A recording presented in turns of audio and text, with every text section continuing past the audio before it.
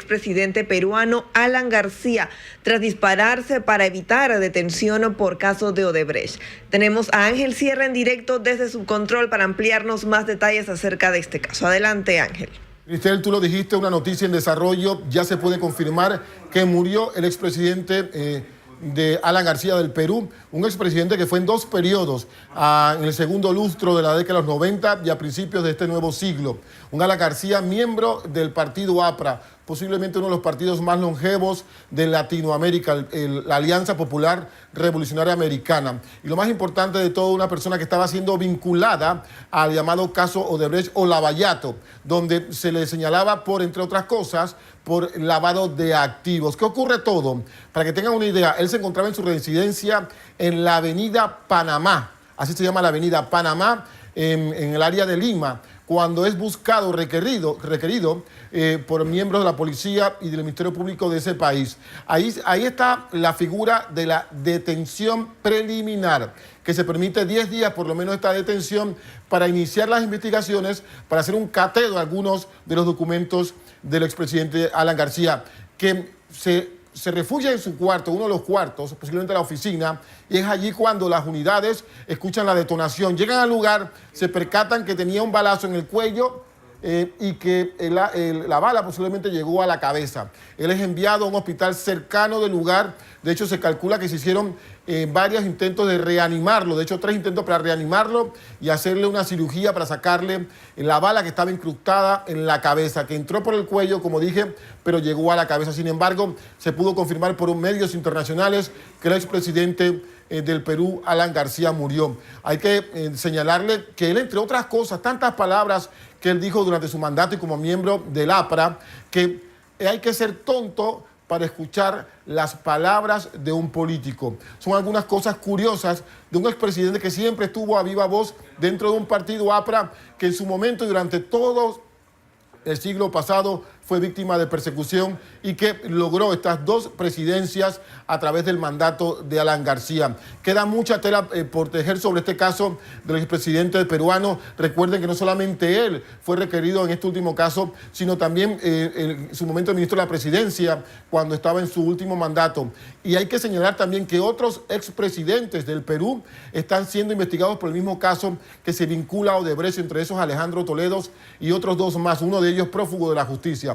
Es una realidad que impacta mucho a la República del Perú, porque si bien es cierto que Alan García era buscado, vinculado por estos casos de Odebrecht, era odiado por muchos, pero amado por muchos más. Por eso esta situación que en este momento no solamente repercute a la República del Perú, sino a toda Latinoamérica, por una figura que en su momento trascendió el tema de su país, sino a nivel latinoamericano siempre se opuso a lo que él consideraba, y también el APRA, el imperialismo yanqui en territorios de ellos, en territorios de Latinoamérica. Así que reiteramos entonces la situación de confirmar la muerte del expresidente, del 2 veces expresidente de la República del Perú, Alan García. Todo apunta a que se suicidó y que a pesar de los esfuerzos de los médicos de un hospital cercano, pues no pudieron hacer nada. Y queda, reiteramos, mucho que preguntarse sobre este caso que impacta a la comunidad periodística internacional. Cristel, vamos con usted, adelante.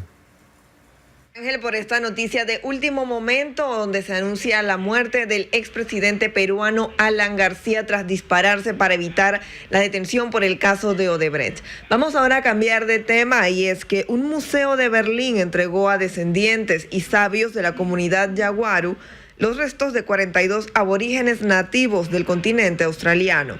Durante el mes de abril se harán 2 entregas similares, más por parte de distintos museos. En total serán 53 restos aborígenes que serán devueltos a sus comunidades.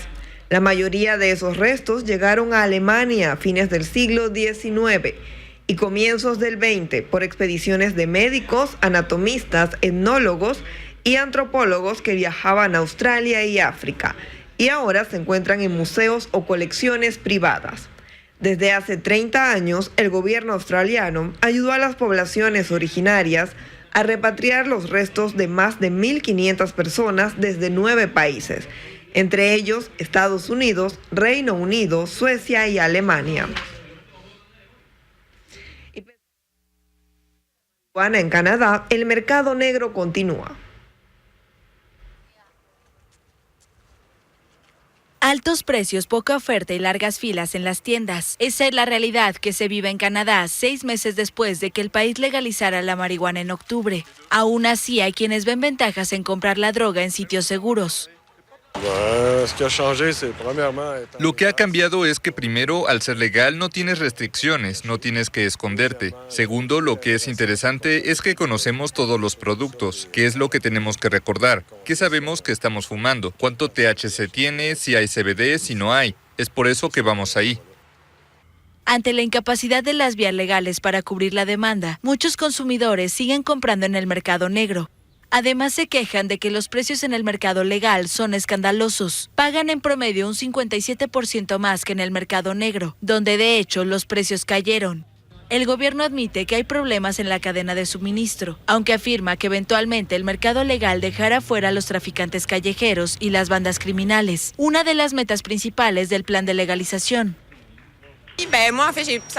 Me tomó tiempo antes de venir a la tienda porque me dijeron que era tardado, que no había muchos productos y que teníamos que hacer fila, etc. Creo que abrió un poco la mente de las personas e incluso aquellos que no fumaban vinieron a probar productos. Así que creo que ahora las personas tienen una mentalidad más abierta.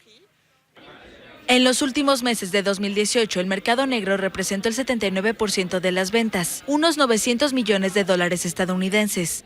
En cambio, las ventas legales, incluyendo la marihuana medicinal, sumaron unos $230 millones. En Canadá, casi el 15% de la población, o más de 5 millones de personas, la consume, y su escasez en el mercado legal podría ser por el pesado proceso de licencias de producción impuesto por el gobierno, o el poco tiempo de 4 meses antes de la implementación de la ley que se les dio a los cultivadores para aumentar la producción. Como resultado, el precio promedio del cannabis seco en Canadá aumentó más de 17% desde la legalización. Pese a los inconvenientes, tanto autoridades como la Sociedad de Cannabis de Quebec confían en que conforme aumente la oferta, los precios caerán y el mercado legal crecerá. Y una falsa amenaza de bomba contra la Embajada de Australia en España provocó el martes el desalojo de un rascacielos de Madrid, que alberga varias sedes diplomáticas. La Policía Nacional informó que investiga el origen de la llamada recibida en la embajada australiana, que permanecería cerrada por el resto del día. El edificio evacuado, denominado Torre Espacio, es uno de los 4 rascacielos que marcan el perfil norte de Madrid, con 235 metros de altura y 27 plantas. Alberga, además de las embajadas de Reino Unido, Canadá y Holanda, a la Asociación Española y de la Banca, y sedes de varias empresas. Continuamos, y es que el presidente de Francia, Emmanuel Macron, dijo el martes que buscará que Notre Dame sea reconstruida en 5 años. El incendio en la catedral inició el lunes por la tarde, se expandió rápidamente por el tejado y se prolongó por más de 12 horas. Todavía se desconocen las causas del incendio en el edificio de 850 años. Los tesoros de la catedral fueron preservados, entre ellos la Santa Corona de Espinas de Jesús. Las 2 torres de la emblemática fachada y el rosetón del lado sur fueron salvados. Además, se encontró entre los escombros al gallo de cobre que estaba en lo más alto de la emblemática aguja, que cayó antes del atardecer. En cambio, las llamas destruyeron 2/3 partes del entramado del tejado. Las autoridades identificaron vulnerabilidades en la estructura del edificio, en particular en la bóveda y una en la parte del transepto norte, lo que obligó a evacuar 5 edificios vecinos. Pasamos a otro tema, y es que la inflación en Argentina sigue al alza, lo que se complica la reelección del presidente liberal Mauricio Macri, golpeado por una crisis económica que no encuentra alivio. Argentina no encuentra alivio para su crisis económica. La inflación sigue al alza con 4,7% en marzo y un acumulado de 11,8% en el primer trimestre. Según la publicación del Instituto de Estadísticas del Estado, el índice de precios para los últimos 12 meses se elevó a 54,7%, una de las más altas del mundo, con importantes alzas de más del 60% para el transporte y alimentos. La pobreza subió a 32% y el desempleo a 9,1% al cierre del año pasado, según datos oficiales. Compro nafta para el transporte que trabajo, y cada vez está más cara, y eso me condiciona los gastos para otras cosas, igual que los impuestos. los impuestos han aumentado tanto que también me condiciona en la forma de vida, comprar segundas marcas o no comprar. También hay recesión económica con una caída del 2,5% del Producto Interno Bruto en 2018. Las cifras amenazan la reelección del presidente liberal Mauricio Macri a solo 6 meses de la primera vuelta de las votaciones del 27 de octubre. Salir de 80 años con una inflación promedio del 62,6%, sí, 80 años, sin contar las hiper, hemos tenido 62,6% de inflación. No es tan fácil. Claramente, no es tan fácil, al menos como lo preveíamos, porque hay comportamientos culturales que cuestan erradicar. Se espera que Macri anuncie el miércoles una serie de medidas para reactivar el consumo cuando las encuestas de intención de voto comienzan a mostrarlo en aprietos, aunque no se han oficializado las candidaturas. Macri insiste en que para atajar la inflación es necesario lograr el equilibrio fiscal, objetivo acordado con el Fondo Monetario Internacional para este año, y pide a los argentinos hacer un esfuerzo más.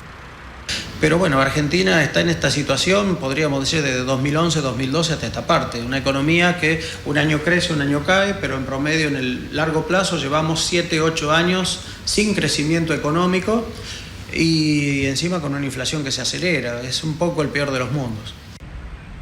La crisis económica argentina se desató hace un año con una corrida cambiaria. Para enfrentarla, el gobierno acudió al Fondo Monetario Internacional, con el cual acordó un auxilio de $56.000 millones por 4 años. Hasta ahora ha recibido 38.900 millones. Y la caída de una avioneta comercial en Chile dejó 6 muertos el martes. La aeronave cayó en la región de Lagos, sobre una casa de madera de 2 pisos que quedó completamente calcinada. El piloto y los 5 pasajeros perdieron la vida, mientras que una persona que pasaba por el lugar resultó herida tras el desprendimiento de una de las piezas del avión. Al momento del incidente no había moradores en la vivienda.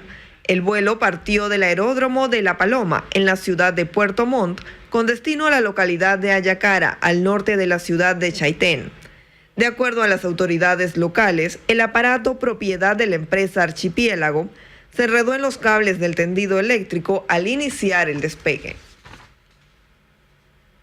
Cambiamos de tema, y es que el Mar Caspio es el sustento económico de todos los países que lo rodean, como Rusia, Irán, Kazajistán, Turkmenistán y Azerbaiyán. Se calcula que en sus aguas se ocultan casi 50.000 millones de barriles de petróleo y 300 billones de metros de gas natural. Cuenta con una flora y fauna únicas en el mundo. La población de focas y de peces como el esturión es vital para la economía dependiente de la producción del caviar. Han descendido alarmantemente en las últimas décadas como consecuencia de la contaminación generada por la actividad humana. Aunque sus objetivos principales son la presencia militar, los hidrocarburos y el caviar, también abriría la vía a tomar medidas para la preservación de la diversidad ecológica de la región. Pese a ello, los activistas lamentan que las autoridades aún no hayan tomado medidas concretas para proteger este ecosistema. Vamos ahora a realizar una pausa y en breve regresamos con más de Ser TV Mundo, pero al regresar a Venezuela empieza a recibir ayuda por parte de la Cruz Roja. En breve regresamos.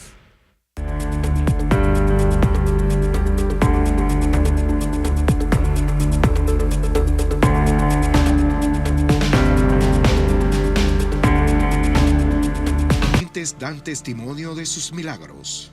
Yo he sido testigo, por ejemplo, de al menos 3 sanaciones por envenenamiento con gramosón.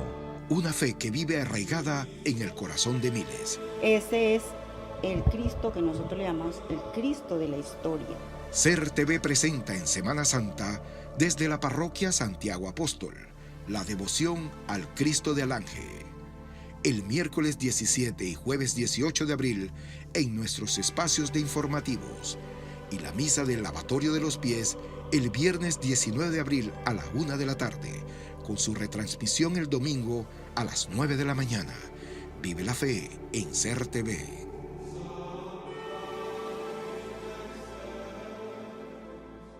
Si antes tu televisión se veía así, con la televisión digital ya la puedes ver así. Fácil. La televisión digital o TDT, que es gratis, mejorará la recepción de todos los televisores, no importa cuál sea tu modelo. Mejor calidad de audio y video hasta alta definición HD, directo a tu televisor. Solo verifica que tu TV tenga sintonizador digital. Conéctalo a la antena y mejorará tu señal. Si no lo tienes, solo tendrás que añadir un decodificador externo, igual conectado a una antena y listo. ¿Y si tengo algún servicio de cable? Pues entonces ya tienes servicio de televisión local y no necesitas de la TDT. Préndete a la TDT para una mejor señal de TV abierta gratis, ya disponible en tu televisor más cercano.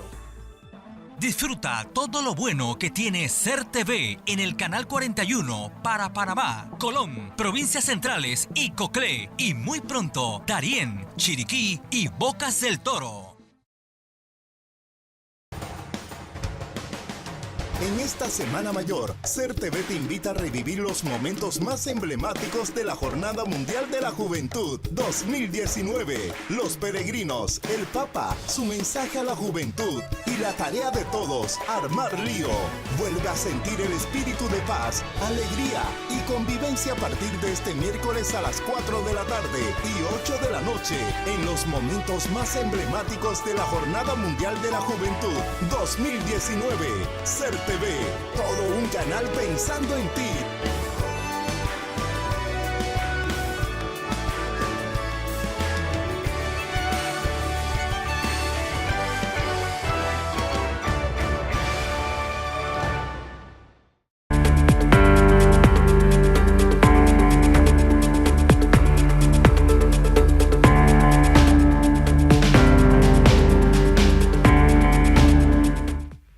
Regresamos con más de Ser TV Mundo y tenemos que Venezuela comenzó a recibir el martes un primer cargamento de ayuda humanitaria por parte de la Cruz Roja, luego de que el presidente Nicolás Maduro permitiera su ingreso.